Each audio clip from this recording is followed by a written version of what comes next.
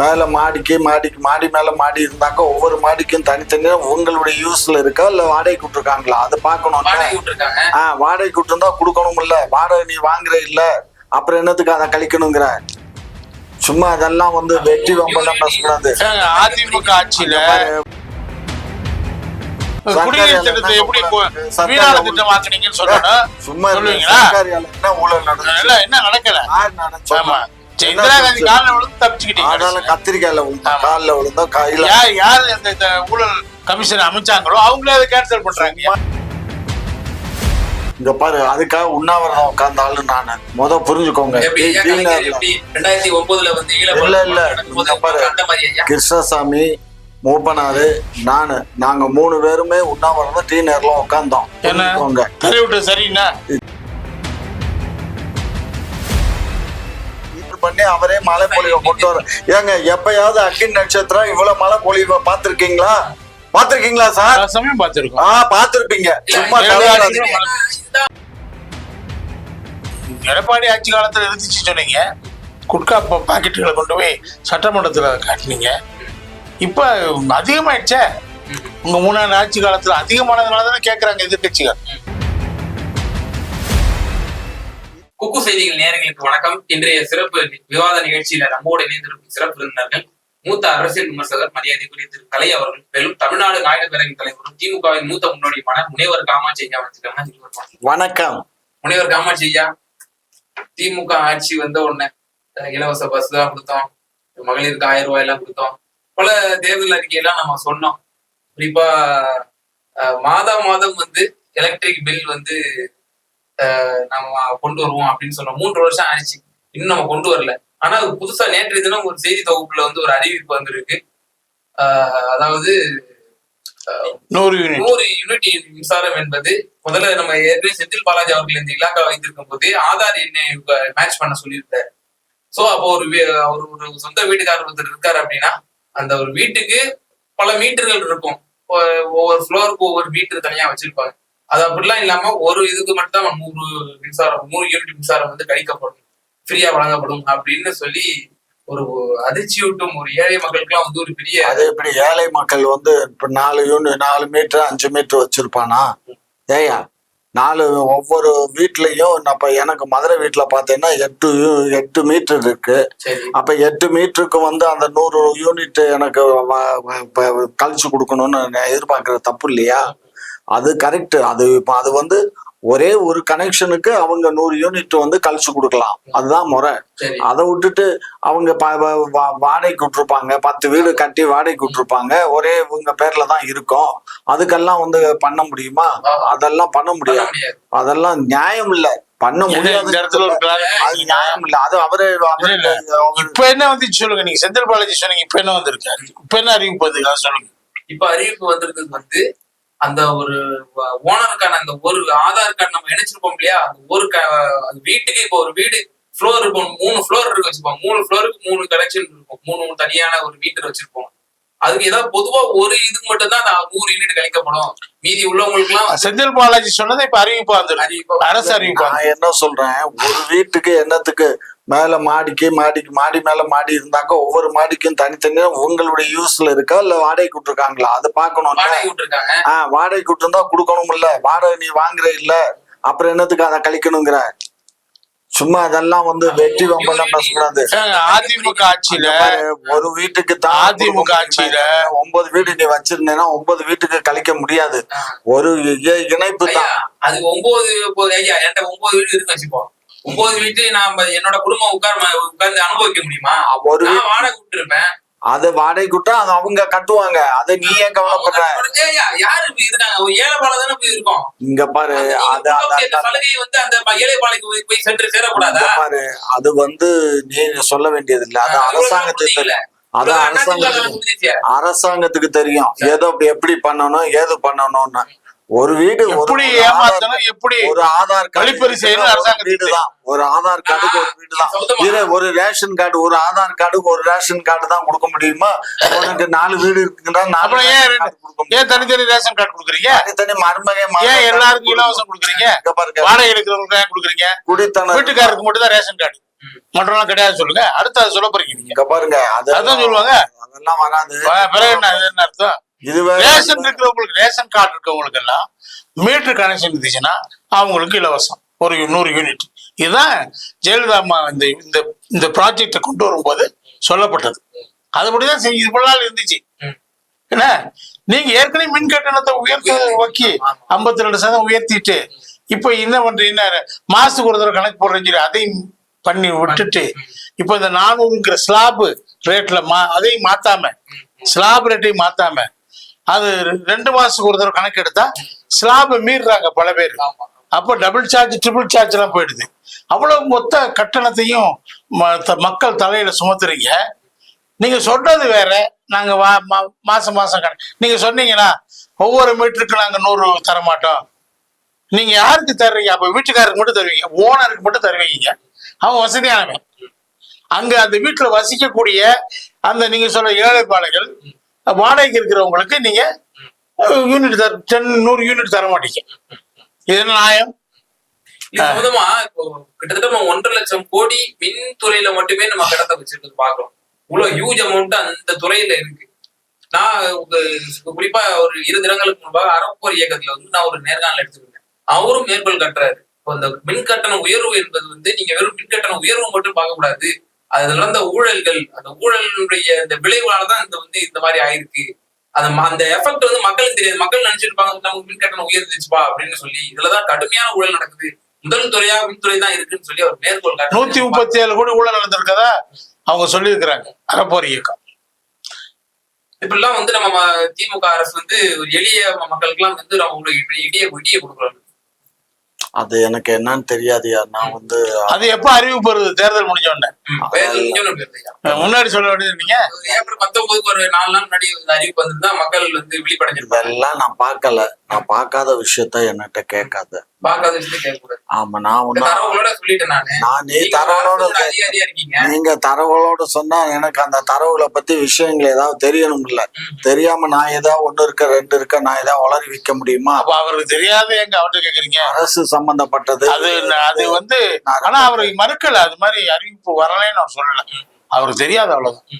அறிவிப்பு வந்திருக்குன்னா அதை நீங்களும் கலையும் பேசிக்கோங்கிறாரு. உண்மைதான். என்ன இழுக்காதீங்கிறாரு. அரசு தவறா வர்ற அறிவிப்புலாம் இவருக்கு தெரியாது. அதெல்லாம் இவர் கவனத்துக்கு வராது. அதே போல ஐயா, இன்றைய தினம் தமிழிசை மேடம் ஒரு ஸ்டேட்மெண்ட் விட்டுருக்காங்க. கல்வி காவி மயமாலாம் ஆகல, அது கலைஞர் மயமாயிடுச்சு. எங்க பார்த்தாலும் இப்ப கலைஞருடைய வரலாறு தான் பூத்திடுறாங்க எதுலையாவது கொண்டு போய் அப்படின்னு சொல்லி பகிரங்கமா ஒரு குற்றச்சாட்டு வச்சிருக்காங்க. நீங்க எப்படி பாக்குறீங்க? முன்னாள் முதலமைச்சர் கிட்டத்தட்ட 32 ஆண்டு காலம் ஒரு முதலமைச்சரா இருந்திருக்காரு. எனக்கு பிடிஆர் ஆடியது. அதனால அந்த அப்படிப்பட்ட ஒரு முதலமைச்சரை அதை ஒரு தமிழுடைய அவர் 21 ஆண்டுகள் தாங்க இருக்காரு.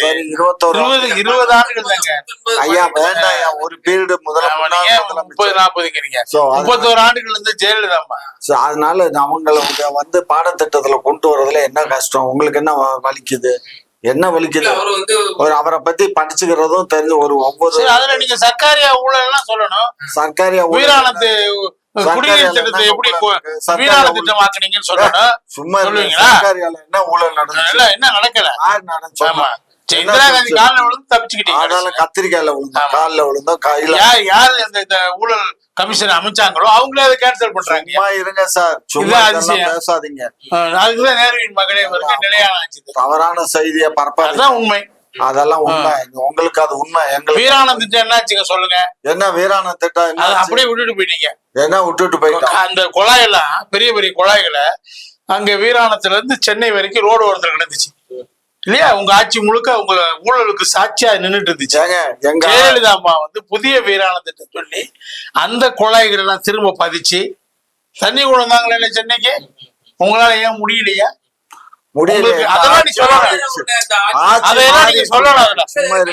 ஆட்சி காலத்துல தமிழர்கள் கடுமையான பாதிப்புக்கு உள்ளாக்கப்பட்டிருக்காங்க. ஊழல் குறிப்பா தமிழின இந்த அழிப்பாக இருக்கட்டும், பல வன்முறை சம்பவங்கள், பல சம்பவங்கள் உங்க ஆட்சியில தான் நடந்திருக்கு. ஏன் இப்படிலாம் கலைஞர் அவர்களே இப்ப நம்ம மேற்கொள்ள நாக்கு அழுகி போயிடும். இது மாதிரி கலைஞருடைய ஆட்சி தான் இன்றைக்கு தமிழ்நாடு ஆத்துல தேயிலை போராட்டக்காரர்கள் தேயிலை தொழிலாளர் தொழிலாளர்களே சுட்டுக் கொண்டது இந்த அரசு. தாமிரபரணி சுட்டுக்கொள்ள ஆத்த தள்ளி விட்டாங்க. நல்லா ஃபுல்லா தண்ணி ஐக்கியத்தனமா பேச 17 பேர் செத்து போயிட்டாங்க. 17 பேர் செத்து போயிட்டாங்க. இங்க இருந்து பிளட் டொனேஷன் எல்லாம் போச்சு. அதை பத்தி திருமாவளவன் என்ன தெரியுமா சொன்னாரு? அரசு பயங்கரவாதம். இங்க பாரு, அதுக்காக உண்ணாவிரதம் உட்கார்ந்தாலும் நானு புரிஞ்சுக்கோங்க. 2009 வந்து இல்ல கிருஷ்ணசாமி, மூப்பனாரு, நாங்க 3 பேருமே உண்ணாவிரதம் டீ நேர்ல உட்கார்ந்தோம். தள்ளி விட்டு சரின்னா இல்லங்க, தள்ளி விட்ட சரியில்லை. அவங்க தவறி போய் விழுந்தாங்களே தவிர காவல்துறை தடியடி நடத்தி அவ்வளவு லட்சக்கணக்கான மக்கள், ஆயிரக்கணக்கான மக்கள் தடியடி நடத்தி அவங்க பயந்து அவங்கள ஆத்துல தள்ளி விடல கூச்சிட்டாங்க. அவங்க பேர செய்வான் இதுக்கு பயந்து அதுல குதிச்சா மண்டை அடிபட்டு வந்து ஹார்ட் அட்டாக் வந்து செத்தாங்க. அந்த மாதிரி ஐயா? ஆமா, அந்த மாதிரிதான். அவங்களா விழுந்துட்டாங்க. என்ன செய்ய முடியும்? ஆமா, அவங்க ஓடி போய் தண்ணியில அவங்களே வந்து தீ எரிச்சுக்கிட்டாங்களா? லீலாவதியை பத்தி உனக்கு என்ன தெரியும்? என்ன லீலாவதி அது கம்யூனிஸ்ட் கட்சியில இருந்துகிட்டு அது பண்ண அழிச்சாட்டியும் தாங்காம எவனோ அங்க இருக்கவனே போட்டான். அதுக்கு கடைசியில யாரு குடிநீர் வழங்குறதுக்கு காசு வாங்கினா திமுக அந்த வட்ட செயலாளர் அவனை எதிர்த்து அந்த அம்மா போராட்டம் நடத்துனாங்க. அதுக்காக வெட்டிட்டாங்க. அது வந்து நியாயப்படுத்துறாரு. பரவாயில்ல. இப்படியே போனா ஈழப்படுகொலை கூட நியாயப்படுத்துவாருங்க. ஈழப்படுகொலை கூட நியாயப்படுத்துவாங்க. அந்த 1.5 லட்சம் பேர் செத்தான்ல பாருங்க. அதெல்லாம் அயோக்கிய பசங்க சொல்லுவாரு. அவனே சுட்டுக்கிட்டான் பாரு. இல்ல இப்படிப்பட்ட ஒரு பின்னணி கொண்டவரை வந்து நம்ம வந்து தமிழகத்துல கொண்டு வரணுமான்னு கேள்வி கேட்கறாங்க எதிர்கட்சி. எதிர்கட்சி கேட்கதான் செய்வாங்க. ஏன் நீயே கேக்குற? இல்ல அப்புறம் மேற்கோள் காட்டு. எங்க ஆட்சி இருக்குது, நாங்க கொண்டுட்டு வர்றோம், அவ்வளவுதான். சார், உங்களுக்கு என்ன சிக்கல் இருக்கு? கலைஞர் அவர்கள் வந்து அனைத்து சாதியினரும் அர்ச்சகராகலாம் சட்டம் கொண்டு வந்தாரு. கை ரிக்ஷாவை 50 ஆண்டுகளுக்கு முன்னாடியே ஒழிச்சிட்டாரு. இன்ன வரைக்கும் நார்த் இருக்கு. அதே போல பல திட்டங்கள், இஸ்லாமிய இடஒதுக்கீடு கொண்டு வந்தது, எவ்வளவோ பல புரட்சிகள் திட்டங்கள்லாம் வந்து கலைஞர் கொண்டு வந்திருக்காரு. 33% இடஒதுக்கீடை வந்து லோக்கல் பாடிஸ்ல பெண்களுக்கு ஒதுக்கியிருக்காரு. இதெல்லாம் வந்து பல இந்தியாவுக்கே முன்மாதிரியான முதல்வர் கலைஞர் அப்படின்னு சொல்றாங்கல்ல திமுகவினர். அதுவே உங்களுக்கு சிக்கல்? அதாவது பரவாயில்லைங்க, பாராட்டுறான், வரவேற்கிறான். 31% கொண்டு வந்தாரு. எம்ஜிஆர் 50% ஆக்குனாரு. அது 69% வந்து 8வது அட்டவணையில் போட்டு அதுக்கு அந்த வேற எந்த மாநில இல்லாத ஒரு உயர்ந்த உச்ச நீதிமன்ற தீர்ப்புக்கு அது கூடுதலாக அதை போட்டு அதை பாதுகாத்தாங்க. அன்னைக்கு இதே தீகா வீரமணி என்ன சொன்னாரு? சமூக நீதி வீராங்கனை சொன்னாரா இல்லையா? இல்ல சொன்னாரு. அதுக்கு முன்னதாக கலைஞர் அவர்கள் ரோலே நீங்க என்ன சொன்னாரு? கலைஞர் அவர்கள் இதெல்லாம் முன்னெடுத்தாருல 65% என்ன முன்னெடுப்பு? விபி சிங் இருக்கும் கொண்டு வந்தது யாருங்க? எம்ஜிஆர் காலத்துலங்க. அவர் என்ன முன்னெடுக்கிறது? விபி சிங் யாரு சட்ட வடிவம் கொண்டு வந்தது? யாரு விபி சிங்? அது மத்திய அரசுல எங்க, அது மத்திய அரசுல ஓபிசி கொண்டு வந்த 27% 27. அது அதுல நீங்க பாருங்க, எம்ஜிஆர் என்ன சொன்னாரு? சும்மா இருங்க. நீங்க இந்த பிற்படுத்தப்பட்டவர் கொடுக்கக்கூடிய இதை ஒதுக்கீட்டுல கிரீமி லேயர் கொண்டு வரணும், வருமான உச்சவரம்பை கொண்டு வரணும் சொன்னாரா இல்லையா? அதுக்கு எதிராக பெருசா நீங்க போராடினீங்க. ஆனா நீங்க மத்தியில் ஆட்சியில் இருக்கும்போது இதர பிற்படுத்தப்பட்டவர்கள் ஓபிசிக்கு 27% பிபிசிங்க ஆட்சியில கொண்டு வந்தீங்க. அதையும் கிரீமி லேயர் வச்சீங்க. கிரீமி லேயர் வச்சீங்களா? எம்ஜிஆர் கொண்டு தான் தப்பு. நீங்க பெரிய போராட்டம் நடத்துறீங்க. ஆனா நீங்க உங்க ஆட்சியில் இருந்தப்ப, நீங்க மத்திய ஆட்சியில் இருந்தப்பதான் அந்த 27% இடஒதுக்கீடு இதர பிற்படுத்தப்பட்டவர்களுக்கு கொடுக்கப்பட்டது. அப்ப நீங்க என்ன பண்ணீங்க? கிரீமி லேயர் வச்சீங்கல்ல, வருமான உச்சவரம்பு வச்சீங்கல்ல. ஆமா, வேற அவங்க ஆட்சியில் இருந்தாங்கல்ல, ஏத்து வெளியே வரலையே. கிரீமி லேயர் வச்சா நாங்க ஏத்துக்கிற மாட்டோம், வெளியே வரலையே. காமன் மினிமம் ப்ரோக்ராம் அப்படி எடுத்துக்கலாமே. காமன் மினிமம் ப்ரோக்ராம் ஒண்ணுமே கிடையாது அந்த கூட்டணியில. அது வாஜ்பாய் ஆட்சியில் வச்சது. அதனால நீங்க ஒண்ணு இல்லைங்க, நீங்க என்ன வேணாலும் பேசலாங்க. ஆனா நடைமுறையில இவர் சொன்னாரு, நீங்க கூட சொன்னீங்க அதெல்லாம் செஞ்சாரேன்னு சொல்லி. செய்யாத பத்தி நம்ம சொல்லணும்ல. இப்ப இந்த ஆட்சியில இலவசங்கள் ஏராளமா பெண்களை நோக்கி கொடுக்குறாங்க. புதுமை பெண் திட்டம், அந்த திட்டம், இந்த திட்டம் எல்லாம் பெண்களுக்காக. என்ன, பெண்கள் வாக்கு வங்கிய குறி வச்சு செய்யறாங்க. செய்யட்டும், இலவசம் கொடுக்குற தப்புன்னு சொல்லல.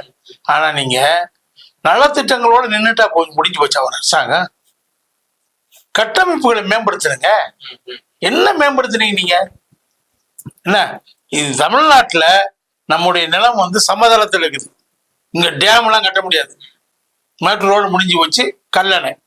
கல்லணை கூட அப்படிப்பட்ட டேம் இல்லை, பிரிச்சு வர்ற டேம் தான், தண்ணியை தேக்கி வைக்கிற டேம் இல்லது. அப்படின்னா நீங்க தேக்கி வைக்க முடியாதுங்கிறப்ப என்ன செய்யணுங்க? நீங்க காவிரியில வெள்ளம் வருது, 100 TMC தண்ணி போய் கடல்ல கலக்குது, அது தேக்கி வைக்கணும்ல. அதுக்கு நீங்க என்ன செய்யணும்? தடுப்பணைகள் கட்டுறேன்னு சொன்னீங்க. உங்க தேர்தல் அறிக்கையில 5000 தடுப்பு அணைகளை 5 ஆண்டுகளை கட்டுறேன். நீங்க ஒரு வருஷத்துக்கு எத்தனை கட்டணும் கணக்கு தெரியுமில்ல உங்களுக்கு? 200. எவ்வளவு கட்டினாங்க? 10 கூட கட்டல 3 வருஷமா. அப்ப நீங்க இவ்வளவு கோடி 3 லட்சம் கோடி கடன் வாங்கி என்னங்க செஞ்சீங்க?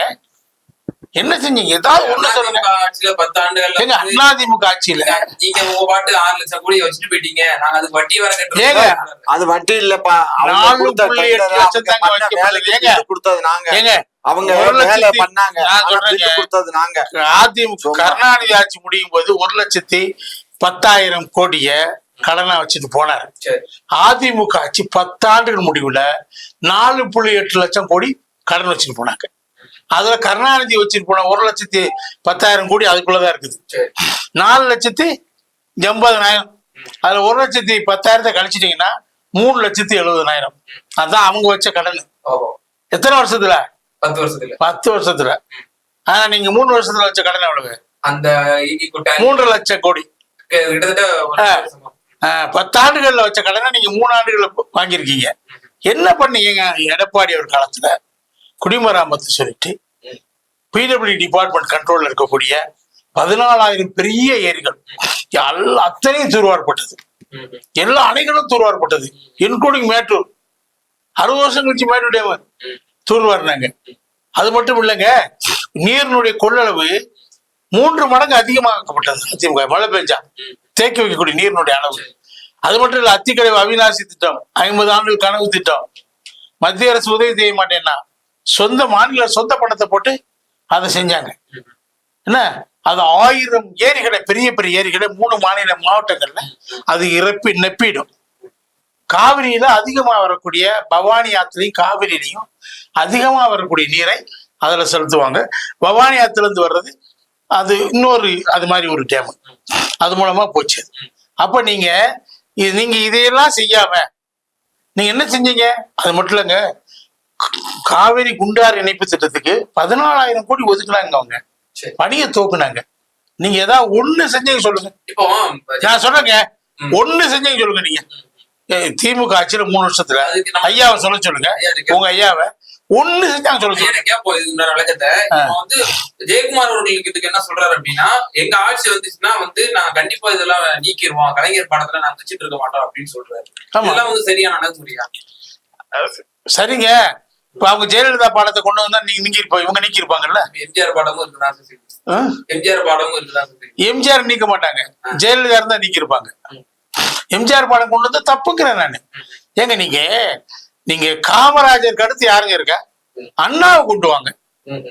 அவர் ஒரு பிதாமகர்.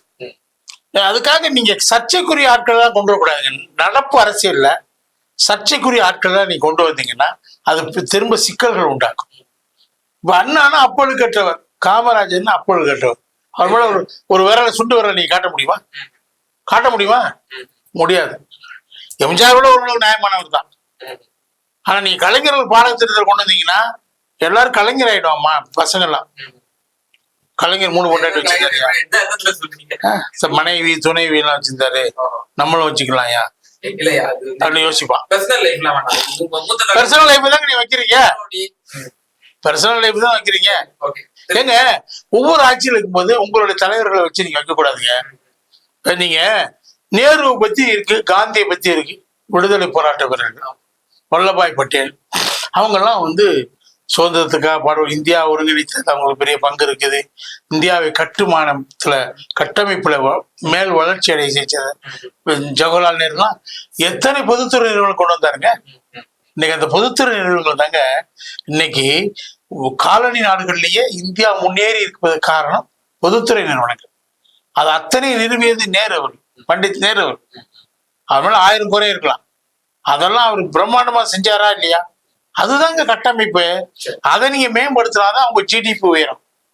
நீங்க மகளிருக்கு இலவச பஸ் விட்டா ஜிடிபி உயராது. கொடுக்க வேணாம்னு சொல்லல, இலவசங்கள் தேவைன்னு அமித்ஷா சொல்றாரு. ஆனா அதை விட்டு அதுக்காக நீங்க கட்டமைப்பு வசதிகளை எதையுமே பெருக்காம வெளிநாட்டுக்காரங்க வந்து இங்க கம்பெனி நடத்திக்கோ, வா வா வா, நான் ஒண்ணும் பண்ண மாட்டேன். ஓகே, திரு காமராஜ் ஐயா சில விஷயங்கள்லாம் மேற்கோள் காட்டினாரு. கலைஞர் என்னதான் செஞ்சாரு, திரும்ப நம்பினாரோ அப்படின்லாம் சில விஷயங்கள் மேற்கோள் காட்டினாரு. அதுக்கு பத்தி சொல்லலாம். மேலும் இன்றைய தினம் தினமலர் பத்திரிகையில வந்து ஒரு செய்தி ஒன்று வந்திருக்கு. நாடாளுமன்ற தேர்தல் ரிசல்ட்டுக்கு அப்புறம் ஒரு பரிசாக வந்து உங்களுடைய விளையாட்டுத்துறை அமைச்சர் உதயநிதி அவர்கள் துணை முதல்வர் ஆக்கப்படுவார் அப்படின்னு சொல்லி ஒரு செய்தி கசிஞ்சிருக்கு அப்படின்னு சொல்லி ஒண்ணு வந்திருக்கு. நீங்க ஒரு மூத்த முன்னோடி, அறிவாலயத்துக்கு கூட ரொம்ப நெருக்கமா இருக்கக்கூடியவர். இது என்ன இருக்கு, எங்க கட்சிக்குள்ள எங்களுக்கு வேணும்னா கொடுக்க போறோம். இது என்ன துணை முதலமைச்சருங்கிற பொறுப்பு வந்து பெரிய அளவுலான இவரால கவர்னரால நியமிக்கப்படக்கூடிய பொறுப்பு இல்லை. இது முதலமைச்சர் பார்த்து கொடுக்க வேண்டியதுதான். அது ஒரு பேப்பர்ல டைப் பண்ணி அவர் கையெழுத்து போட்டா முடிஞ்சு போச்சு. இது என்ன பெரிய சமாச்சாரம்? அதெல்லாம் ஒண்ணும் இல்ல. அந்த பதவியை நம்ம வந்து ஆராசா கொடுக்க கேக்குறாங்க. இல்ல, ஆர் ராசா யாரு? நாடாளுமன்றம் அவருக்கு எப்படி சட்டமன்றத்துல கொடுப்பாங்க? என்ன அறிவு கட்டத்தனமா கேள்வி கேட்கிற நீயும்? துரைமுருகனுக்கு என்னத்துக்கு? அவருடைய வயசு என்ன? அவருக்கு இந்த அமைச்சர் பொறுப்பே பெரிய விஷயம். அவர்னால இப்ப இந்த இதையே சரியான முறையில கவனிக்கிறாராங்கிறதே சந்தேகமா இருக்கு. இல்ல அது வாஸ்தவம் தான். ஏன்னா மூத்த முன்னோடிங்கிறதுக்காக அங்க இன்னைக்கு வந்து இயற்கை வந்து இன்னைக்கு மழை பொழிவு கொடுத்ததுனால இன்னைக்கு இந்த வாட்டர் ப்ராப்ளம் சால்வ் ஆயிடுச்சு. இந்த மழை மட்டும் பெய்யாம இருந்திருந்தா இன்னைக்கு எங்க அரசுக்கு கெட்ட பேரு அவப்பெயர் வந்திருக்கும். ஏதோ நான் சொன்னது பூரா நீங்க தவறாவே பண்றீங்க. வர்ண பகவான் எங்களுக்கு வந்து ஆசீர்வாதம் பண்ணிட்டாரு. ஏன்னா நீங்க மதவாதிகள், நல்ல மனிதர்கள், பகுத்தறிவாதிகள். எங்களுடைய முதலமைச்சர் சும்மா இருங்க. தாயுள்ளம் கொண்ட முதலமைச்சருடைய ஆட்சி நடக்குது. அவருடைய ஆட்சியை பார்த்துட்டு இறைவனே வழிபாடு பண்ணி அவரே மழை பொழிவை கொண்டு வர. ஏங்க எப்பயாவது அக்னி நட்சத்திரம் இவ்வளவு மழை பொழிவை பார்த்திருக்கீங்களா? பாத்திருக்கீங்களா சார்? பாத்திருப்பீங்க. சும்மா இதுதான் வந்து திராவிட முன்னேற்ற கழகத்தினுடைய இந்த பெரியார் பகுத்தறிவான்னு என்ன பகுத்தறிவான்னு கேக்குற? இயற்கை அதாவது அந்த மாதிரி எங்களுக்குதான் வர்ண பகவான் கொடுத்தாரு. அக்னி நட்சத்திர பீரியட்ல மழை பெய்யுதுன்னா எங்களுடைய ஆட்சியை ஆசீர்வாதம் பண்றான் இறைவனை. இறைவன்கிறத விட இயற்கை பண்ணுது ஆசீர்வாதம் எங்களுக்கு.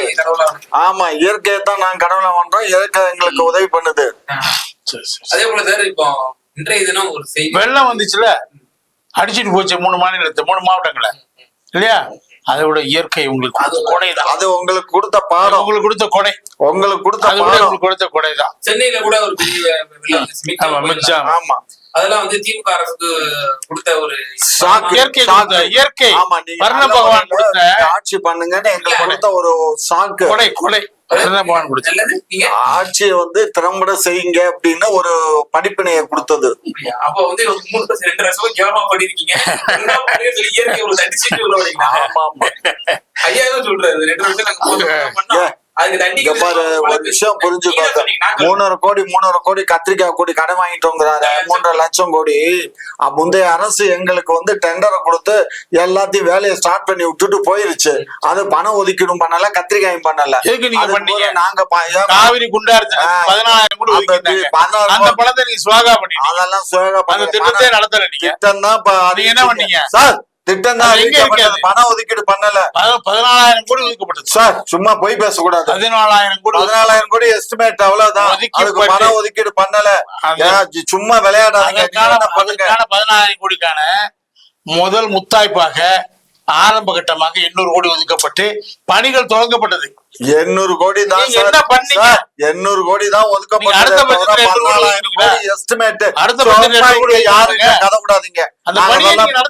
ஆமா, அந்த என்னத்துக்கு 800 கோடி பண்ணிட்டு அது கிட்டத்தட்ட ஒரு 50,000 கோடி வேணும் அந்த திட்டத்துக்கு. 14,000 கோடி.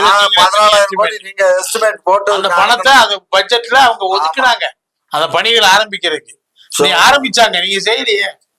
நீங்க அதெல்லாம் தேவையில்லை. ஏங்க நாங்க கூட தான் இதுல இருந்து தாமிரபரணியில இருந்து விருதுநகர் மாவட்டத்தை தண்ணி கொண்டு வர்றதுக்கு தோண்டி வச்சிருந்தோம். இப்ப அந்த திட்டம் என்னாச்சு? எதுவும் இல்லையா? யார் தோண்டி வச்சீங்க? எங்க திமுக ஆட்சியில பண்ணமா இல்லையா? என்ன அது என்ன அது வந்து சும்மா நம்பியாரு நீங்க சொல்றது? ஆமா, தாமிரபரணி நம்பியாரு ஆமா இணைப்பு திட்டம். அதான் அப்படி சொல்லுங்க. அதான் அந்த அது விருதுநகர் மாவட்டத்துக்கு வர்றது இல்ல. ஐயா, இன்றைய தினம் சென்னை விமான நிலையத்துல 22 கோடி மதிப்பிலான கஞ்சா பறிமுதல் செய்யப்பட்டிருக்கு. எடப்பாடியார் சொல்றாரு இன்னைக்கு ட்விட்டர் பக்கத்துல நான் தொடர்ச்சியா இந்த விடியா திமுக அரசுக்கு நான் இது கொடுத்துட்டே இருக்கேன், அலர்ட் கொடுத்துட்டே இருக்கேன். ஆனா அது சற்று கூட மதிக்க மாட்டேங்குது. ஒரு சிந்தட்டிக் ட்ரக்னுடைய ஒரு கிடங்காவே ஆயிப்போச்சு. இது ஒரு கஞ்சா மயமாவும் ஆகிட்டாங்க தமிழ்நாட்டை அப்படின்னு சொல்லி கடுமையான ஒரு குற்றச்சாட்டு வைக்கிறாரு. எப்பா பிடிச்சாக்க கஞ்சாமயம் ஆயிடுச்சு, பிடிக்கலைனாக்க கம்முன்னு இருந்திருந்தோம்னா ஒண்ணுமே தெரிஞ்சிருக்காது. இப்ப நாங்க பிடிக்கத்தான் இப்ப அதுலயும் இப்ப முதலமைச்சர் 3 நாளைக்கு முன்னாடி கூப்பிட்டு அனைத்து அதிகாரிகளையும் கூப்பிட்டு ஸ்ட்ரிக்டா ஆர்டர் போட்டு இன்னைக்கு சுமைல் பண்ணி அதை விமானத்துல வந்ததையே நாங்க பிடிச்சிருக்கோம். அவன் நான் இதுல கொண்டுட்டு வந்துகிட்டு இருந்தான், லாரி அது ட்ரக் இதுன்னு. இப்ப அதுல பிடிக்கிறாங்கன்ன உடனே விமானத்துல ஏறி கொடுக்குறான். சோ அதையும் பிடிக்கிறான். இன்னொரு செய்தி வந்துச்சு, ஆம்னி பஸ் எல்லாம் ஏத்தி 10 கிலோ எடுத்து கொண்டு போறான் சென்னை டு திருச்சி. அதைத்தான் இப்ப எல்லாமே படிக்கிறோம்ல, நாங்க அதை பிடிக்க ஆரம்பிச்சிட்டோம். அதனால காவல்துறைக்கு தெரியும். நீங்க முதல்வருக்கு இப்படி ஒரு அறிவுறுத்த போறீங்களா? இவ்வளவு நாள் ஏன் செய்யல? 3 வருஷமா நான் 3 வருஷமா செய்யலன்னு பாத்தீங்களா? எத்தனை கஞ்சா கேஸ் பதிவாயிருக்கு பாருங்க. நாங்க பிடிக்கிறதுனாலதான் எங்களுக்கு அவசரே வருது. பேசாம புலங்க விட்டுட்டோம் அப்படின்னா நம்மளுக்கு இந்த செய்திகள்லாம் வராது. அது எந்த அரசாங்கமும் அப்படி பண்ணாது. நீங்க சொல்றது அப்படிதான். நாங்க பண்ணதுனால தெரியுதுன்னு சொல்றேன், அவ்வளவுதானே தவிர நாங்க இங்க பாரு, இந்த அரசை பொறுத்த மட்டும் சட்டவிரோதமான செயல்களில் ஈடுபடுபவர்கள் யாராக இருந்தாலும் இன்க்ளூடிங் மை செல்ஃப் ஆல்சோ கண்டிப்பா அரசு தண்டிக்கும். புரிஞ்சுக்கோங்க. எப்ப மத்திய போலீஸ் வெளிநாடுகள்ல இருந்து அவங்க இன்டர்போல் மூலமா புகார் கொடுத்து மத்திய போலீஸ் பிடிச்ச பிறகு நீங்க அவங்கள வெளியேற்றுவீங்க. அப்படித்தானே பண்ணீங்க? ஆமா ஆமா. இப்ப காமாட்சியை சொல்றதுல ஒரு உண்மைத்தன்மை இருக்கதானே செய்யுது. பிடிக்கிறதுனாலதானே உங்களுக்கு தெரிய வருது. அப்புறம் நாங்க துரிதமா நடவடிக்கை எடுத்துட்டு இருக்கோம். கஞ்சா இனிமே இன்னொரு சில காலங்கள் எடுக்கும், அதுக்கப்புறம் நாங்க முழுமையா ஒழிச்சிருவோம்னு சொல்றாங்கல்ல. ஆமா ஆமா. நீங்க எடப்பாடி ஆட்சி காலத்துல இருந்துச்சு சொன்னீங்க, குட்கா பாக்கெட்டுகளை கொண்டு போய் சட்டமன்றத்துல காட்டினீங்க. இப்ப அதிகமாயிடுச்சே. உங்க 3 ஆண்டு ஆட்சி காலத்துல அதிகமானதுனாலதானே கேட்கறாங்க எதிர்கட்சிகள். அவங்க கூட இருக்கிறவங்க கேட்க மாட்டாங்க. அது வாய் மூடி மௌனி. தொண்டரடி பொடி ஆழ்வார் கூட்டணி கட்சிகள் வாய் திறக்க மாட்டாங்க. கம்யூனிஸ்ட் உட்பட எல்லாரும் தொண்டரடி பொடி ஆழ்வார். கம்யூனிஸ்ட் உண்டியில வெளியே கொடுக்குறாரு மக்கள்கிட்ட. திமுக தலைவர்கிட்ட தான் கொடுக்குறாங்க. என்ன சார் நீங்க எலக்ட்ரல் பாண்ட்ஸ் ஒரு பைசா கூட வாங்காத கட்சி கம்யூனிஸ்ட் கட்சி தான் சார். அந்த கட்சி நீங்க கால்குலேஷன் பேசுறீங்க. நான் பேசலங்க. 10 கோடி கொடுத்ததா இவங்க தான் 10 கோடி ஒரு கட்சி கொடுத்தேன், இன்னொரு கம்யூனிஸ்ட் கட்சிக்கு 15 கோடி கொடுத்தேன்னு சொல்லி தேர்தல் ஆணையத்துல ரிப்போர்ட் சப்மிட் பண்ணது திமுக தான். நான் சொல்லலையே. உங்களோட இருவரோட கருத்தை ரொம்ப நன்றி.